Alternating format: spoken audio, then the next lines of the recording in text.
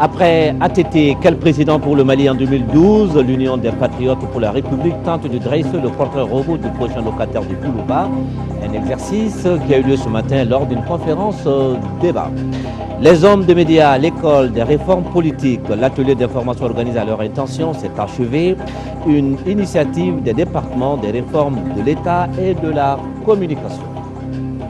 Top départ des journées culturelles et sportives du Sénégal, une première édition marquée par le lancement de la Fédération des associations sénégalaises au Mali. Voilà pour les titres de cette édition. Mesdames, Messieurs, bonsoir, bienvenue. Le ministre gambien des Affaires étrangères est à Bamako, Mamadou Tangara, porteur des messages du président gambien, était reçu ce matin par le chef de l'État, Amadou Toumani Touré. Dans ce message remis au président ATT, son homologue gambien, Yaya Jammeh, lui adresse ses remerciements pour son soutien indéfectible à la candidature de la Gambie au poste de procureur général de la Cour pénale internationale. Il est également fait allusion aux liens d'amitié et de coopération entre le Mali et la Gambie. Nous écoutons l'émissaire gambien à sa sortie d'audience. Il est au micro de Daouda Sidiki Diarra. Je suis porteur d'un message de son Excellence le Président de la République de Gambie, le Président Yahya Jammeh, auprès de son grand frère et ami, le Président Amadou Toumani Touré. Vous serez édifié sur la teneur de ce message, mais d'ores et déjà, je peux vous dire que c'est aussi pour lui transmettre les volets meilleurs de son jeune frère et ami, le Président Jammeh, et aussi de magnifier l'excellence des relations entre le Mali et la Gambie. Et d'exprimer également sa gratitude, le soutien que le Mali a apporté à la candidature de la procureure de la Cour pénale internationale, Fatou Bombensura, qui est une Gambienne. Le Mali fait partie des pays qui ont co-sponsorisé sa candidature. Alors, quels sont les domaines de coopération qui intéressent aujourd'hui le Mali et la Gambie? Je pense que tous les domaines. Nous sommes liés par l'histoire. Et je pense qu'avec mon grand frère et ami, on va travailler dans le sens d'avoir une grande commission mixte où on peut essayer de raffermir davantage ces relations privilégiées. Et vous le savez déjà, le président de la République, Amadou Toumani Touré, termine son second et dernier mandat cette année. Et depuis l'annonce des élections générales, les partis politiques se mobilisent à tous les niveaux pour gagner la confiance des électeurs. Mais quel président pour le Mali en 2012? Bien malin à la réponse à cette question. En attendant, l'Union des Patriotes pour la République se lance dans un exercice, celui de dresser le portrait robot du futur locataire de Koulouba. Une conférence débat tenue ce matin au centre islamique de Hamdalaï portait justement sur cette question. Ibrahim Traoré.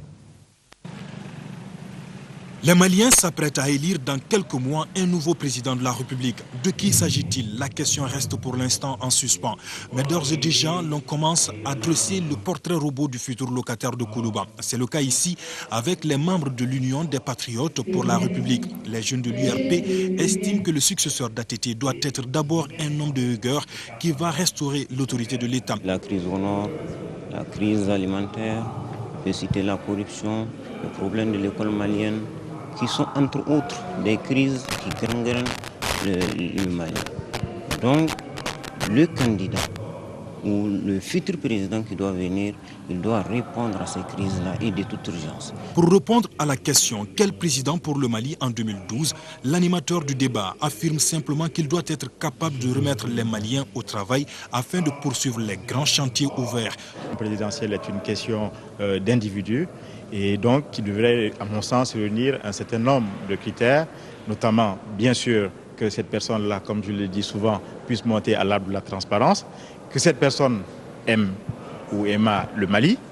Ensuite, que cette personne, maintenant, ait un programme qui ne soit pas simplement quelque chose de bien élaboré, mais quelque chose de bien mûri, et que l'on ait conscience que la personne est à même de mettre en œuvre ce programme-là.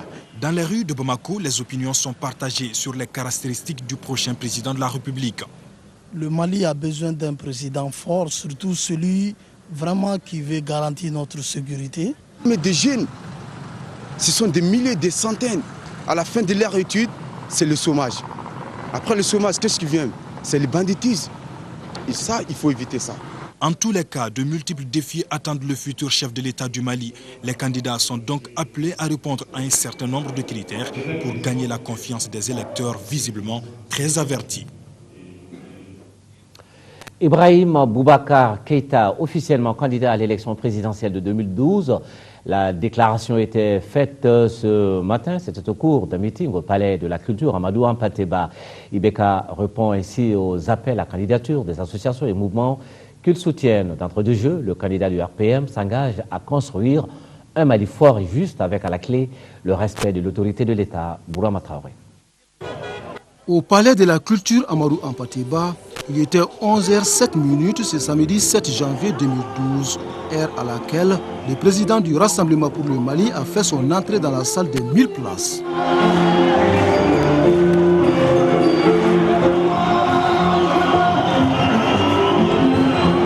Ibrahim Boubacar Keïta est venu annoncer un message politique jugé important. Et c'est à 12h40 que l'information tant attendue tombe enfin. Je vous ai rassemblés aujourd'hui pour vous annoncer avec une grande émotion, celle des veilles de grands combats, que oui, je suis candidat à la présidence du Mali. Ça y est, et c'est officiel. Le président du RPM sera bien au rendez-vous de l'élection présidentielle de 2012. Il répond ainsi aux appels des associations, clubs, mouvements de soutien et certains partis politiques. Le désormais candidat à l'élection présidentielle tient à préciser cette décision politique. Oui, je suis candidat pour restaurer l'autorité de l'État, la justice et la confiance en la politique. Des solutions existent. Elles s'appellent lutte contre la corruption et bonne gouvernance. Oui, je suis candidat pour redonner la fierté d'appartenir à un grand peuple, à une grande nation dont l'histoire a illuminé l'Afrique et le monde. Enfin, oui, je suis le candidat du Rassemblement pour porter et incarner la nouvelle ambition du Mali. À la situation actuelle du Mali, il faut des politiques nouvelles, des thérapeutiques de choc et un homme d'expérience. Ainsi se schématise la vision du candidat du RPM pour un Mali fort et juste. Aux défis nouveaux et aux attentes nouvelles, il faut une nouvelle force politique. C'est celle que j'incarne aujourd'hui avec vous. Oui, car c'est tous ensemble, solidaires et unis, que nous allons vers la victoire, celle du Mali, pour que les choses changent enfin. Et c'est le 14 janvier prochain qu'Ibrahim Boubacar Keïta sera officiellement investi comme candidat du Rassemblement pour le Mali à l'élection présidentielle de 2012. Le foyer des jeunes de Fadjiguila a abrité ce matin la rentrée politique du parti Élément, section de la commune 1 du district de Bamako. Cette rencontre entre les militants a été une occasion pour le responsable du parti de faire la restitution des actions entreprises en 2 ans de vie du parti et de parler des problèmes du Mali d'aujourd'hui comme l'insécurité au nord, l'insécurité alimentaire et l'école malienne. Abdrahman Maïkar. Placé sous le signe de la mobilisation et de la redynamisation des militants du parti Élément en commune 1, cette rentrée politique se voulait avant tout une occasion pour les militants de dresser un bilan des actions entreprises en 2 ans de vie du parti. Un parti qui, selon ses responsables, ambitionne de donner un nouveau système de gérance basé sur la transparence dans la gestion des affaires administratives et politiques au Mali. Pour ce faire, les stratégies à entreprendre pour le parti du changement vont s'articuler autour de 5 points. Ces stratégies concernent la promotion du leadership jeune, la transparence dans la gestion des affaires publiques, la responsabilisation des citoyens à la base, la défense de l'intérêt public et l'égalité des chances à tous les Maliens et à tous les niveaux. Le parti Élément compte en commune 1 une centaine de cellules de base, plus de 20 associations et plusieurs groupements de femmes.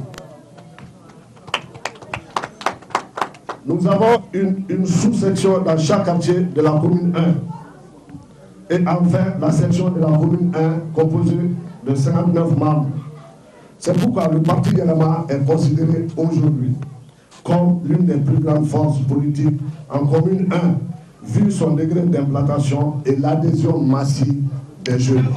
Au cours de cette rentrée politique, il a été également question des difficultés que traverse notre pays, à savoir l'insécurité dans les septentrions, les conséquences du déficit pluviométrique et la crise scolaire. Un ensemble de préoccupations qui, selon le président, n'ont de solution que dans l'union, l'entente et la cohésion sociale. C'est pourquoi une invite a été adressée à tous les militants pour resserrer les rangs et à se mobiliser pour la construction d'un Mali nouveau. Croyons à ce que nous faisons, soyons sûrs de nous et de nos actes et faisons en sorte qu'il y ait la cohésion entre la parole et l'acte, et ceci nous permettra d'atteindre nos objectifs. Nous pouvons le faire car les jeunes constituent près de 75% de la population. 2012 est une chance et une opportunité pour le parti Yelema, et il faut la saisir. Yelema tend la main à tous les partis politiques et groupements d'associations partageant les mêmes idées que le parti Yelema, afin de constituer une alliance forte pour aborder ces élections. Les responsables du parti Yelema en commune 1 du district de Bamako ont demandé à leurs militants la mobilisation pour la vérification et le retrait de leur carte d'électeur. C'est là pour assurer à leur candidat Moussa Mara la victoire aux élections présidentielles d'avril prochain. Le Parti pour la Renaissance nationale, le Parena, vient d'animer une conférence à Tienfala, dans la région de Koulikoro. Organisée par la Fédération Parena de la région, cette conférence régionale avait donc pour but d'informer les populations sur les axes prioritaires du programme de société du parti. Elle a aussi porté sur les méfaits de la fraude électorale en vue d'inciter les populations à voter objectivement pendant les élections de 2012. Nos envoyés spéciaux, Mamourou Sidibé et Brahima Kone. L'hymne du Parena, des prestations d'artistes et des sketchs pour annoncer une fête politique assez significative. Il s'agit de cette conférence régionale organisée par la Fédération Parena de Koulikoro que le village de Tienfala a abrité. Une conférence qui a servi de cadre d'échange sur la vie du parti du Bélier Blanc et les perspectives des élections présidentielles du 29 avril 2012. D'une manière générale, je peux dire que le parti se sent très bien à Koulikoro. Au niveau du cercle, nous sommes la troisième force à Koulikoro. Et actuellement, nous sommes dans toutes les communes, dans les 9 communes et 99% des villages. Nous sommes à un moment vraiment décisif de notre démocratie. Donc, il faut que les choses changent. Et c'est les femmes qui peuvent changer les choses. Donc, je leur demande vraiment cette fois-ci de voter selon les programmes des candidats, mais pas voter contre les thés, les sucres et les t-shirts. Cette conférence se tient en prélude au Conseil national du parti prévu le 27 janvier 2012. Si le parti du Bélier Blanc doit présenter un candidat aux élections de 2012, les Maliens le sauront à travers ce tournant décisif. Mais avant, le Parena se dit doté d'un programme de société fiable basé essentiellement sur l'école, la lutte contre le chômage et l'insécurité. Nous sommes des anciens responsables de l'école malienne en tant qu'étudiants anciens et nous aurons à dire notre mot, à donner nos points de vue et nos orientations et nous pensons que nous saurons nous assumer sur ce terrain. Ensuite, le deuxième aspect, c'est le chômage des jeunes. Des actions sont entreprises, des actions sont faites, je suis d'accord, mais il en reste beaucoup. L'insécurité au nord. Nous avons eu l'occasion de le traiter déjà avec le forum qu'on a organisé le mois de décembre. Enfin, l'équilibre alimentaire. Et ce problème qu'on a cette année avec la faible pluviométrie a engendré des conséquences qu'il faut d'abord gérer et ensuite s'attaquer à tout le reste du développement. À la suite de ces sketchs qui retracent les méfaits de la fraude électorale, Tiebilé Dramé, le président du Parti pour la Renaissance nationale, a dénoncé l'achat de conscience dans le processus électoral malien. Il a aussi incité la population à l'accomplissement d'un acte citoyen qu'est le vote. Les membres du parti Alliance des nationalistes convaincus pour le développement du Mali, ANC Mali, viennent d'organiser une conférence sur le thème révision constitutionnelle. Le président du parti, Alassane Dambélé, a entretenu les militants présents sur les missions du président de la République et ses prérogatives. À travers cette rencontre qui n'a pas suscité beaucoup d'intérêt chez les militants de la formation, qui ont surtout brillé par leur absence, l'ANC Mali soutient la réforme institutionnelle attendue par le peuple malien cette année. Fin des travaux de l'atelier d'information et d'échange sur les réformes politiques organisée par le ministre de la Réforme de l'État et celui de la Communication. La rencontre informait les hommes de médias sur les réformes politiques, le projet de révision de la Constitution était au cœur des débats, ainsi que la charte du Kourou Kanfoura, et qui a placé les jalons de la démocratie malienne il y a environ 800 ans. Salimata Dao. Après 2 jours d'échanges et de discussions sur les réformes politiques, plus particulièrement sur le projet de loi de la révision de la Constitution de 1992, des résolutions et recommandations ont été dressées par la quarantaine de journalistes et communicateurs. Ces hommes et ces femmes du média, représentant la presse écrite, la radio, la télévision et la presse en ligne, s'engagent à informer et sensibiliser les populations sur l'importance des réformes politiques en les préparant ainsi à faire un bon choix lors du référendum du 29 avril prochain. Les participants à l'atelier d'information et d'échange sur les réformes politiques en cours réaffirment leur soutien aux initiatives en cours, s'engagent à œuvrer pour une meilleure information et sensibilisation des populations. Pour cette formation, nous avons reçu beaucoup de choses. Par exemple, on ne savait pas auparavant pourquoi le gouvernement s'est engagé pour la révision de la Constitution de 1992. Aujourd'hui, grâce à cette formation, nous avons compris qu'il y a la nécessité qui s'impose de revoir cette Constitution. Pour signifier l'importance des réformes dans le processus de démocratisation d'un pays, les journalistes ont pris d'amples connaissances avec la charte de Kourou Kanfoura, une charte adoptée dans le Mandé qui date de 1236 et qui est présentée comme la première constitution connue en Afrique.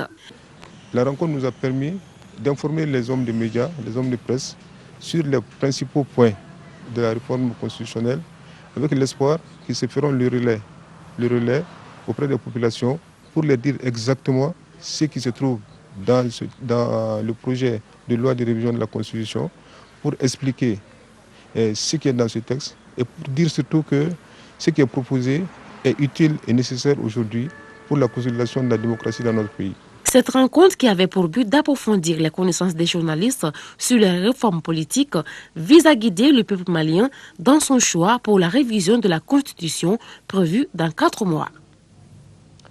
Le ministre Abdoulaye Sall a procédé ce matin au lancement du plan d'action de 11 collectifs de femmes partenaires du ministère des Relations avec les institutions. Ces femmes devront désormais bénéficier d'une meilleure connaissance des institutions de la République et d'une maîtrise du rôle qu'est le leur dans la consolidation de la démocratie au Mali.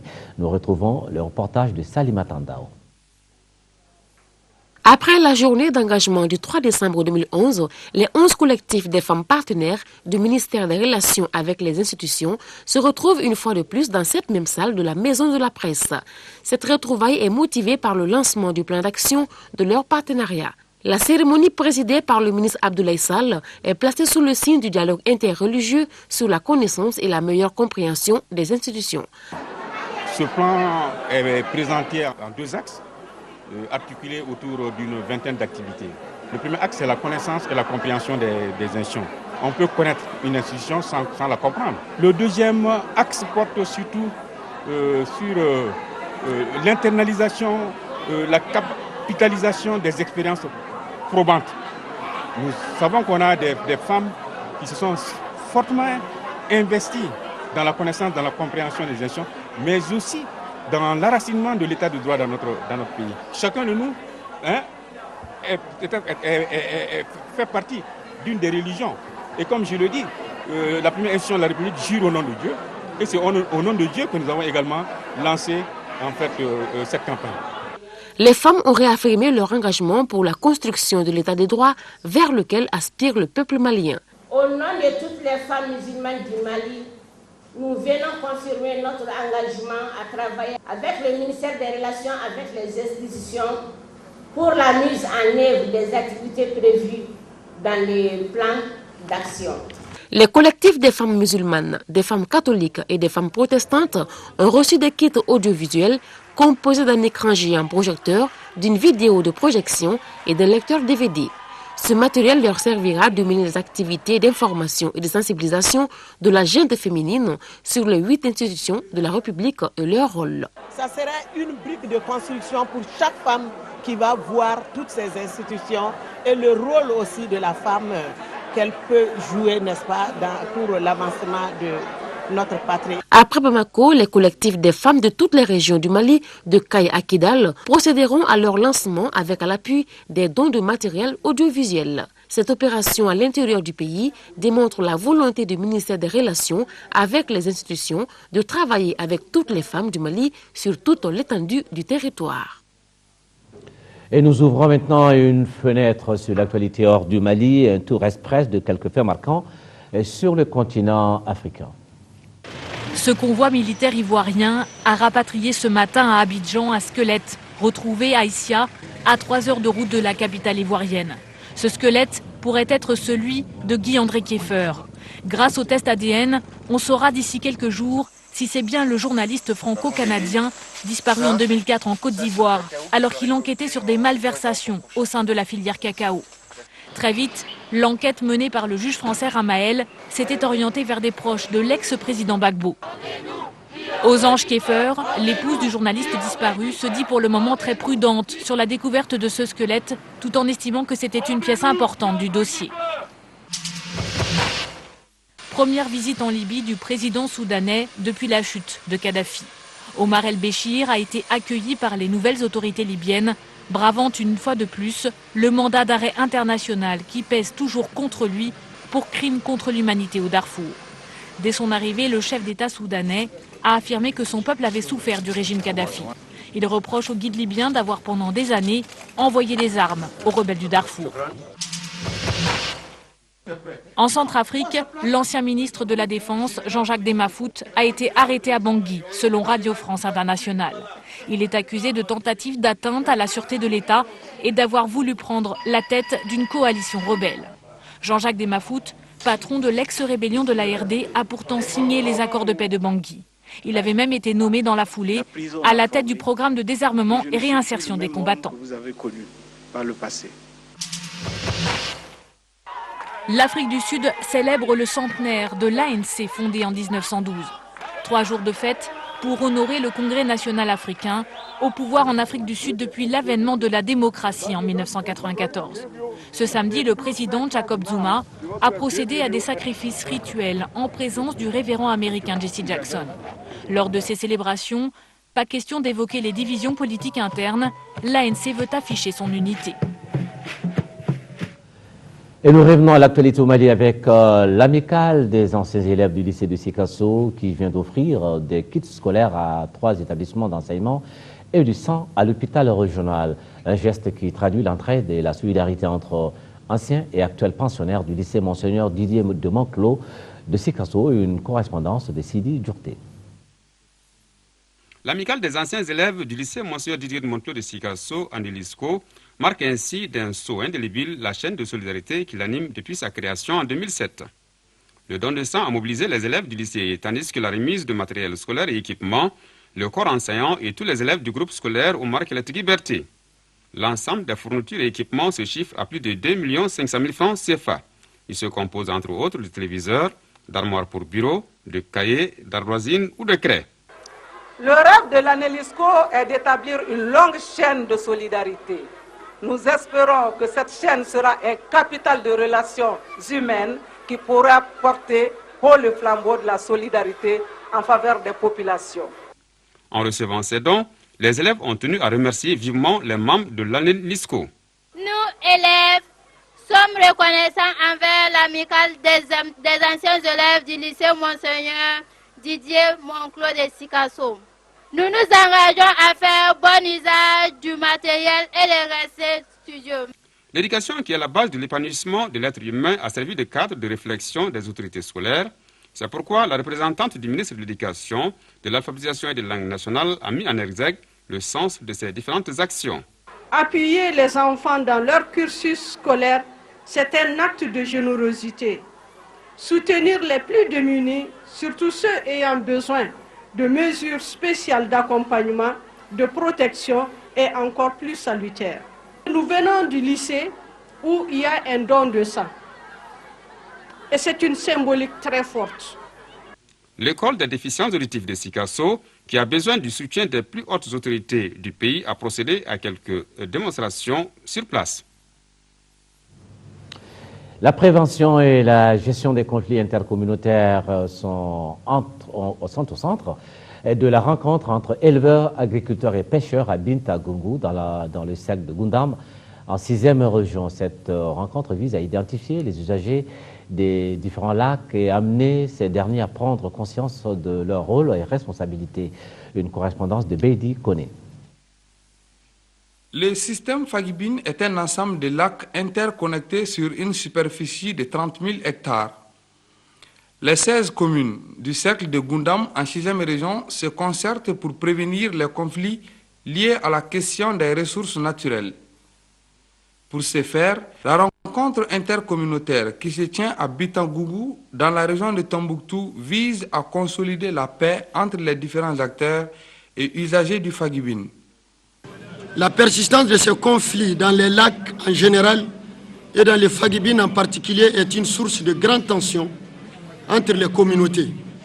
Ces communautés et leurs autorités locales du cercle de Gundam sont aujourd'hui plus que jamais interpellées pour se pencher sur la contrainte qu'engendre cette persistance des conflits dans les lacs entre les éleveurs, agriculteurs, pêcheurs et exploitants forestiers. Nous nous visons à contribuer à la création d'un climat de paix, de sécurité et de stabilité propice à un développement humain durable et favorable aussi aux conditions vraiment d'une véritable lutte contre la pauvreté. Durant 3 jours, vous aurez à débattre sur le rôle de la société civile dans la consolidation de la paix et la stratégie de lutte contre les conflits intercommunautaires. Vous aurez également à vous pencher sur la loi d'orientation agricole, la charte pastorale et la gestion des ressources naturelles. Pour les participants, ce dialogue est plus qu'une nécessité. Un intérêt vraiment grandiose. On ne peut pas vraiment l'évaluer tellement que c'est important. Pour les populations qui sont souvent en conflit dans les lacs, éleveurs, agriculteurs. Dans cette démarche, le Conseil des cercles et la préfecture ont été accompagnés par le programme de gouvernance partagée pour la sécurité et la paix. Rentrée solennelle 2012 de la Jeune Chambre internationale Mali, c'était ce matin au CRES avec comme thème « Agir maintenant pour garantir la réussite de demain ». Fatoumata Kone. Les membres de la Jeune Chambre internationale Mali vont adopter le budget de l'année 2012 et élaborer le plan d'action. L'organisation doit présenter 4 projets au cours de cette année 2012. Il s'agit du programme de talent caché, l'exécution de projets OMD, l'implication et la sensibilisation concernant le processus électoral, la participation aux conférences internationales et le sommet des Nations Unies, entre autres. Nous allons parler du plan d'action, l'adopter, du budget et aussi nous allons faire des nominations. Nous avons élu certains membres au niveau du Conseil national au mois d'octobre passé et maintenant nous allons nommer des gens qui vont accompagner ces membres élus pour l'atteinte de nos objectifs. Pour 2012, nous avons un budget approximatif de 45 millions. Et aussi, nous avons des projets qui n'ont pas encore eu le financement nécessaire et qui attendent l'avis des partenaires. Le thème de cette 17e rentrée solennelle, c'est « Agir maintenant pour garantir la réussite de demain ». Selon le directeur de cette rentrée solennelle, le choix de ce thème, c'est pour encourager la jeunesse à s'impliquer davantage dans le leadership et le patriotisme. Le porte-parole des présidents des organisations locales, JCI, a demandé aux autorités présidentes à cette cérémonie de soutenir la Jeune Chambre, un souhait qui n'est pas tombé dans l'oreille d'un sourd, selon le directeur général adjoint de la jeunesse. Une piste en terre battue d'environ 400 mètres et un parking dans l'enceinte de l'école de police. La réception de l'ouvrage était faite ce matin par le directeur général de la police, le compte-rendu de Isaac Chino. L'école de police a besoin d'un cadre de vie agréable. C'est de moins l'avis de ses responsables qui, à travers les différents partenaires, viennent de marquer un point important dans l'aménagement de la structure. La route réceptionnée en est une parfaite illustration. La voie s'étend sur environ 400 mètres linéaires. Donc nous avons fait un apport latéritique avec une épaisseur de 15 cm sur cette voie. Et ensuite, il y avait un vieux bâtiment qui était là. Donc nous avons démoli ce bâtiment Et nous avons fait un bon terrassement à ce niveau qui peut servir de parking pour l'école de police. La cour mérite d'être aménagée. Nous avons pris bonne note de ce qui a été fait. Nous allons analyser ce qui reste à faire. Le directeur général de la police, Mamadou Diagouraga, s'est réjoui de la réalisation de ces travaux par une entreprise nationale et de façon bénévole.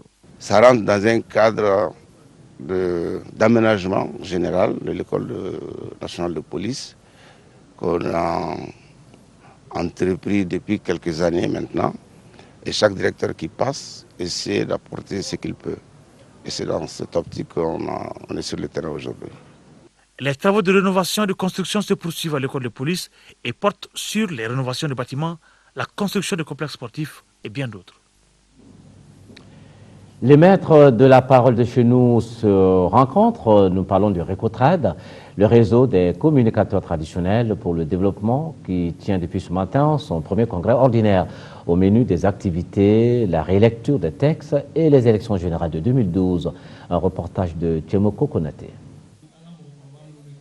13 ans après sa création, le réseau des communicateurs traditionnels pour le développement Récotrad tient son premier congrès ordinaire. Un congrès solennel placé sous le signe de la consolidation des acquis et de la dynamisation du réseau pour qu'il joue pleinement son rôle de communicateur dans la résolution des conflits et dans la gestion des affaires sociales. Depuis la nuit des temps, les communicateurs existent dans ce pays. La tranquillité, l'équilibre, la paix, la conciliation, c'est nous. Cette entité a été créée par nos ancêtres, qui a fait un long chemin. Nous sommes la relève. Ce premier congrès, nous avons placé ça sous la fraternité, l'unité et l'association des griots du Mali pour notre union et notre force pour la protection de notre pays. Ce congrès qui s'étend sur 2 jours se veut un espace de dialogue et de relecture des textes en vue d'apporter des amendements permettant de mieux faire face aux défis de l'heure. Défis qui ont pour nom les élections générales de 2012 et la réforme constitutionnelle. Autres défis, non les moindres, la gestion de l'environnement, l'accès à l'eau potable, la mortalité maternelle et infantile. La cérémonie qui nous réunit ce samedi est un signal fort démontrant l'engagement des communicateurs traditionnels auprès des plus hautes autorités du Mali pour opérer le changement de comportement à travers l'information, la sensibilisation, la mobilisation sociale, la médiation et la résolution des conflits dans l'atteinte des résultats du programme de développement du gouvernement. La date du congrès prochain sera fixée au terme de ces 2 jours de travaux. Le présent, lui, s'achève demain. Amadou Bagayoko, reconduit pour un second mandat à la tête de la Fédération des artistes du Mali. Il a été réélu ce matin à l'unanimité. C'est lors d'une assemblée générale au siège de la FEDAMA à la pyramide du souvenir. Le nouveau président de la Fédération des artistes du Mali s'est dit très ambitieux quant à l'avenir du secteur au Mali. Il entend très prochainement initier des formations à l'intention des artistes et aussi poursuivre la mise en place du bureau fédéral dans les 8 capitales régionales. Le point de cette assemblée avec Aboubakar Maïga. Aux commandes de la Fédération des artistes du Mali depuis 2008, Amadou Bagayoko remplit pour 3 ans. Seul prétendant en liste, il n'a pas eu de problème à se faire réélire par l'Assemblée générale de la FEDAMA. Avec sa vingtaine de membres, il devra faire face aux défis liés à la représentativité de la FEDAMA dans les capitales régionales et à la formation des artistes. Il faut une formation dans tous les domaines, que ce soit les musiciens, les peintres, les chorégraphes. On a besoin de formation.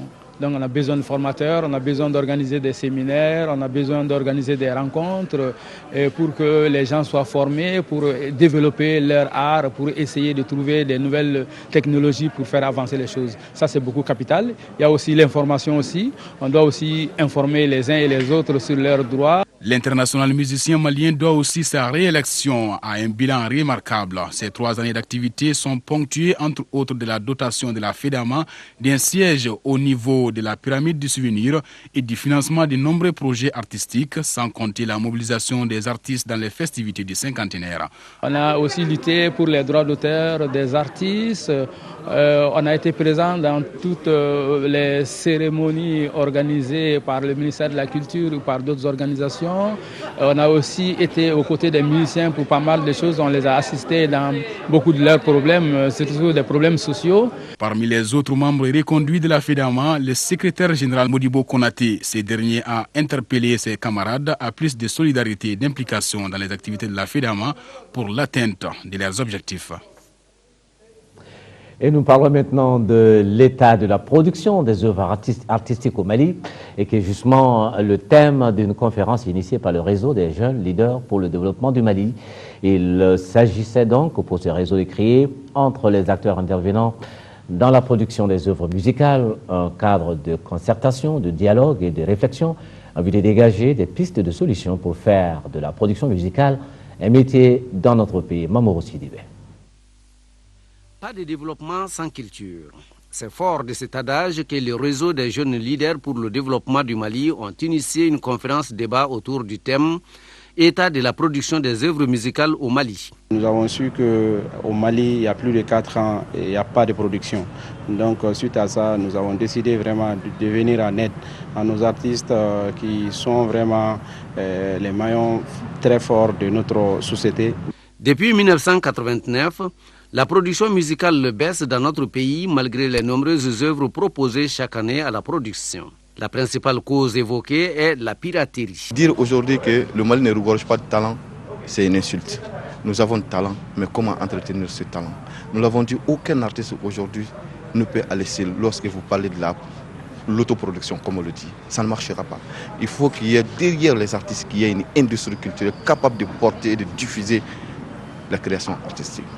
Aujourd'hui, là où nous en sommes, nos industries culturelles n'ont pas atteint ce stade de croissance dans leur développement. Ce qui fait que le marché malien aujourd'hui, en plus d'autres contraintes contre la piraterie, se trouve confronté à d'énormes problèmes qu'il faut reconnaître. Le marché discographique de notre pays était l'un des plus dynamiques. Les acteurs, producteurs et structures de tutelle vont au cours de cette conférence dégager des pistes de solutions pour que l'art musical malien retrouve sa place d'antan. Et aujourd'hui, si nous voulons être présents sur la scène internationale, il faudrait que nous arrivions justement à faire valoir nos valeurs culturelles. Parce que la culture est non seulement facteur de développement, mais également facteur de cohésion sociale. À partir de ce débat, l'espoir est permis, sachant que le réseau couvre l'ensemble du pays. Et puis, le démarrage au CICB aujourd'hui des journées culturelles et sportives du Sénégal, une première édition marquée par le lancement de la Fédération des associations sénégalaises au Mali. Le lancement a été présidé par le ministre de l'Extérieur du Sénégal, Ngoné Ndoye, qui avait à ses côtés son homologue malien Aliou Badara à Makalou. C'est un reportage de Nyanya Aliou Traoré. On l'attendait, elle est là. Il s'agit de la Fédération des associations sénégalaises au Mali. Fruit d'une longue concertation, cette fédération marque la concrétisation d'un souhait, celui de voir tous les fils du pays de la Teranga unis et parlant d'une seule et même voix intermalienne. Cette cérémonie qui nous réunit aujourd'hui est donc pleine de symboles, parce qu'elle nous permet, à travers les retrouvailles entre tous les Sénégalais vivant au Mali, d'exprimer et de mettre en œuvre une des valeurs cardinales de l'Afrique, la solidarité. Vous savez depuis très longtemps que nos compatriotes sénégalais qui vivent et travaillent ici étaient divisés dans plusieurs organisations. Et dès mon arrivée, je les ai réunis et je leur ai suggéré de tout mettre en œuvre pour créer une confédération, une fédération d'associations, pour parler d'une seule voix. Parce que les problèmes des Sénégalais qui vivent au Mali sont les mêmes. Pour cette première édition des journées culturelles et sportives marquant le lancement de la fédération, c'est une ambiance de grand jour qui a émerveillé le public tout au long de la cérémonie.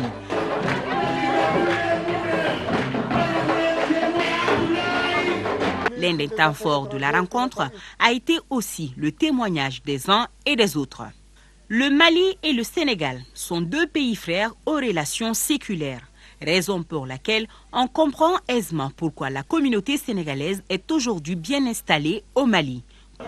Si les Sénégalais du Mali organisent des journées culturelles, c'est parce qu'ils vont valoriser leur culture à l'extérieur, ce qui est très important et capital dans l'avenir des populations. À tous les autres Sénégalais qui sont dans les autres pays, pour qu'ils regardent vers l'association des Sénégalais du Mali. Parce que nous allons en faire une association pilote pour donner tout ce que le Sénégal propose à ces Sénégalais de l'extérieur. Nous allons le faire passer par l'association du Mali. Nous allons rapporter au chef de l'État un message d'assurance, un message d'engagement de sa communauté à côté du peuple frère du Mali pour contribuer à consolider l'unité. Le ministre des Maliens de l'extérieur, le docteur Badara Aliou Makalou, a exhorté la communauté à travailler main dans la main, car, dit-il, c'est ensemble qu'ils pourront atteindre de nobles objectifs. Une visite de stand montrant le savoir-faire des Sénégalais en matière de couture et de cuisine a marqué la fin de la cérémonie. Voilà, merci Nyanya Aliou Traoré. C'est donc le départ de 3 jours donc rendez-vous mis à profit pour créer une synergie d'action entre tous les frères sénégalais installés ici au Mali. Le commissariat de police du 13e arrondissement de Yirimadio vient de mettre à la main sur une bande de 4 individus spécialisés en vol de véhicules à Bamako et Sénou. Ils ont été arrêtés le 4 janvier dernier en possession de 4 voitures, 3 Mercedes 190 et une Toyota Corolla. Le compte rendu de Adama Tangara qui est allé voir pour l'actualité. Ils sont 4. Ils ont été arrêtés pour soupçon de vol de voitures à Bamako-Sénou par le commissariat du 13e arrondissement de Yirimadio. On a trouvé en leur possession 4 voitures. Il s'agit de 3 Mercedes 190 et une Toyota Corolla. Une première Mercedes de couleur verte dont toutes les pièces ont été détachées. Les 2 autres Mercedes sont en bon état et toutes immatriculées. La Toyota Corolla de couleur verte est aussi en bon état et immatriculée. La bande possédait une clé qui ouvrait non seulement les portières des voitures et arrivait à les mettre en marche. Comment ont-ils donc été arrêtés? L'affaire pour laquelle vous êtes là aujourd'hui a commencé au mois d'août 2011 lorsqu'on nous a informé de la présence d'une bande de voleurs de véhicules à Sénou. Dès lors, nous avons entamé les investigations qui ont été longues, dû au fait que les éléments qui composaient cette bande-là étaient très mobiles. Pour cela, nous avons été obligés d'infiltrer le groupe par nos agents déguisés, un mécanicien et un acheteur de voitures. Donc, dans l'après-midi du 4 mai 2012, ils ont pu mettre la main sur les bandes du groupe au nombre de 4. Le commissaire divisionnaire Tongunyari a appelé à la vigilance de la population afin qu'elle collabore avec la police en dénonçant les malfaiteurs. Voilà, maintenant un mot de sport, football. La 6e journée du championnat national a démarré cet après-midi par la victoire 1-0 du Djoliba AC à Sikasso face au stade malien. L'ASCO et le CS Dougoulon-Fila ont fait match nul, 2 buts partout. La Somme a dominé la S-Police 5-0. À suivre demain, CSK, AS Real et stade malien de Bamako, Jeanne d'Arc à partir de 16h. Ce sera au stade Modibo Keita à Koulikoro. Le Niana reçoit les 11 créateurs et l'Est. Bakary Djan jouera contre le Sigui à Ségou. Et puis, rendez-vous à ne pas manquer demain à 12h sur notre chaîne Actu Hebdo à la 1. La loi portant interdiction des produits plastiques sous toutes les formes qui vient d'être adoptée par l'Assemblée. Il sera aussi question du bilan de la dernière édition des rencontres photographiques de Bamako. Les invités de Youssouf Touré seront Samuel Sidibé, le directeur du Musée national et délégué des rencontres de la photo de Bamako, et Félix Dakou, le directeur national du contrôle de pollution et des nuisances. Et juste après Actu Hebdo, vous aurez l'édition dominicale de la mi-journée, le 13h dimanche, qui vous sera présentée par Aïchata Ibrahim Maïga. Inch'Allah, je vous retrouve pour le 20h. Merci, bonsoir, excellent week-end.